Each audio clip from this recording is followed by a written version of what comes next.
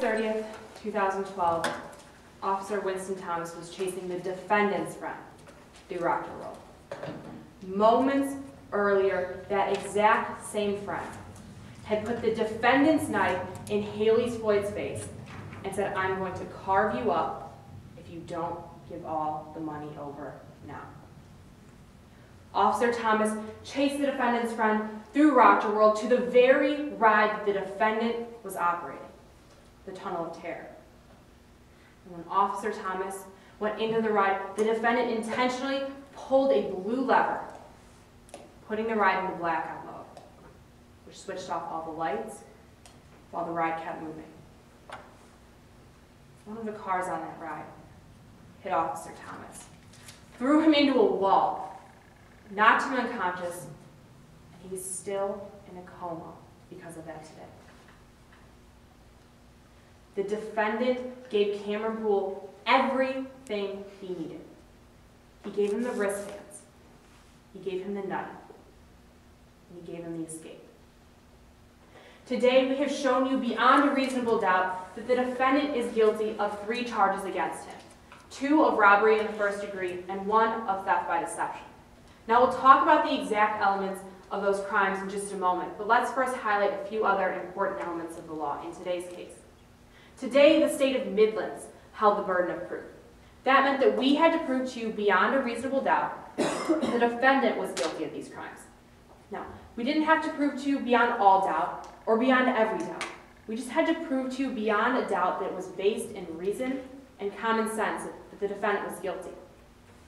The other important element of today's case is that the defendant is charged with complicity.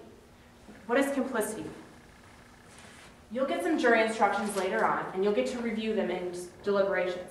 And these jury instructions will tell you that the defendant is guilty of complicity if he helped Cameron Poole carry out these crimes.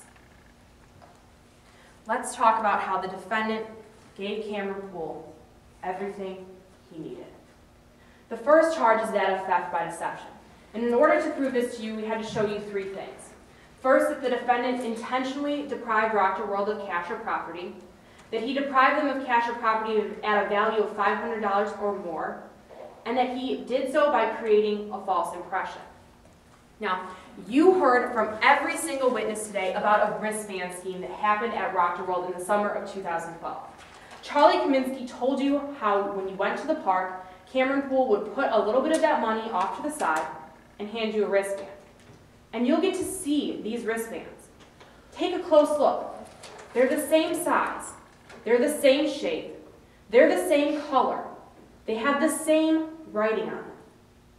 Everything about these wristbands is pretty much the same, with the exception of the fact that one was fake and one was not.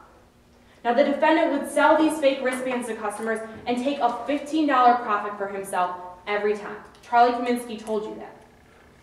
In order to have met that $500 burden with the false impression that the defendant was creating, we would have had to show you that the defendant only sold 34 of these wristbands throughout the entire summer of 2012.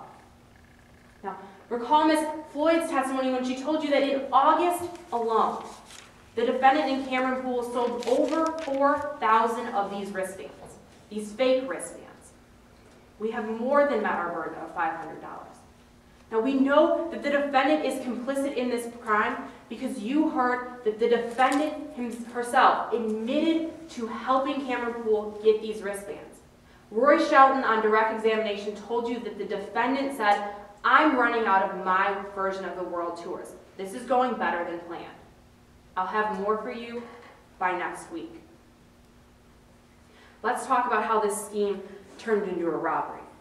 In order to show you that the defendant is guilty of robbery against Haley Floyd, we had to show you that the defendant, acting alone or in complicity, used or threatened the use of force on Haley Floyd and did so with a deadly weapon.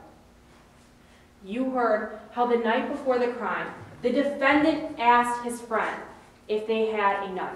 And when the defendant's friend responded that she did not, the defendant said, "I'm bringing you one tomorrow. You might need it for a job." And you heard from Roy Shelton how the defendant did exactly that, how on August 30th of 2012, the defendant gave Cameron Poole a knife with a bright blue handle. You heard how the defendant used that exact same knife, put it in Haley Floyd's face, and threatened to carve her up if she didn't hand over the money. And we know that was the defendant's knife because you heard the testimony of Charlie Kaminsky. Cameron Poole was talking to the defendant just after the crime and told the defendant, "I used your knife. I put it in Floyd's face. I threatened her." And when Haley Floyd put all of the money she had in the bag and Cameron Poole tried to get away, the defendant gave Cameron Poole the last thing he needed, an escape. There was one person standing in their way, and that was Officer Winston Thomas.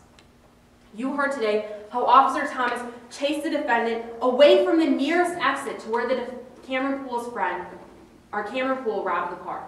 You heard how the defendant's friend ran all the way through the park to the ride that the defendant was operating. And we know that the defendant wasn't operating that ride by chance, because you heard that that was not the ride the defendant was supposed to be operating that day. But how he approached the normal ride operator 6 or 7 or 8 times that day, and asked 3 or 4 times to take over the ride.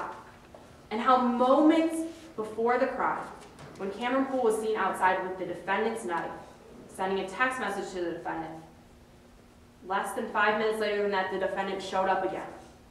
And when the defendant showed up again, she took over the ride.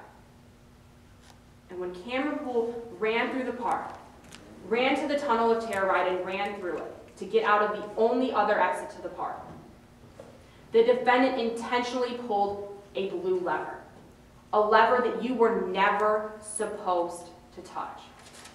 Billy Isaacs told you there was 3 rules.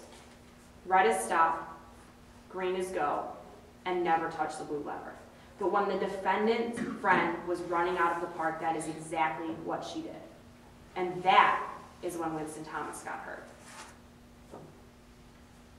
The defendant gave Cameron Poole everything he needed.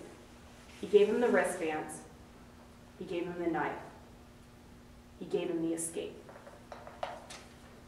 Hold the defendant accountable for her complicity in these crimes. Find her guilty of all charges.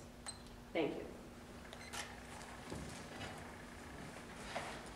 Permission to approach and retender evidence to the bench, Your Honor? Granted. Counsel, do you need any documents as well? No, none of those documents, Your Honor, nor the demonstration.